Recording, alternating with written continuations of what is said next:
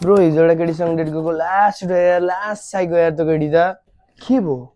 हेरे अब डेटमा गयो मजाले खायो आरामले रमाइलो गर्यो लास्टमा निस्किने बेलामा के अरे थाहा छ मेरो घरमा कोही छैन अरे जम अरे अनि के भयो त त्यो कुरा गरे भने भयो कि मेरो घर आफ्नो छैन मेरो आफ्नै घर छैन तिमीले के सोची मेरो चाहिँ आफ्नो घर छैन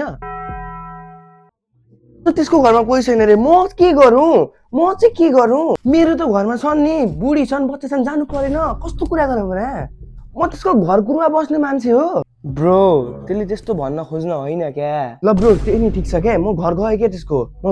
के त्यसको कस्तो रहेछ के रहेछ भन्नलाई जाने बित्तिकै बाथरुम देखाउँछ के फ्रेस हुआ तिमी पनि रेडी हुँदै गर म पनि रेडी हुँदै गर्छु अरे अनि के गरिस् कस्तो साइको के त्यसले के सोची म गनाउँछु सोची त्यसले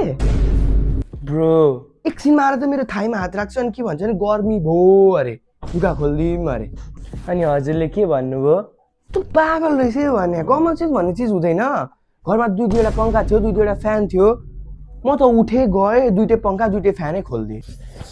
ब्रो त्यसले त्यस्तो भन्न खोज्नु होइन क्या तँ कुरा गर्छस् त पागल रहेछ क्या तँ पागल रहेछ बाटोमा हिँड्दा गरौँ भने त लुगा खोलेर गइदिन्छस् त अझ साइको कुरा त के भयो भन्न तँ पागलले दुईटा ग्लासमा रगत भएर ल्याएको थिएँ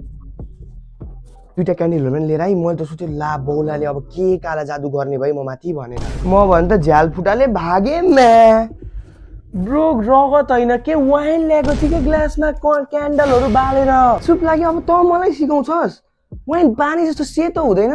अस्ति हामीले खाएको होइन सेतो जस्तो हुँदैन वाइन पानी त्यो व्हाइट वाइन हो यार भो त साइको जस्तो कुरा नगरे फेरि तँ जान त त्यो पागलनीसँग डेटमा खोइ दे नि त मर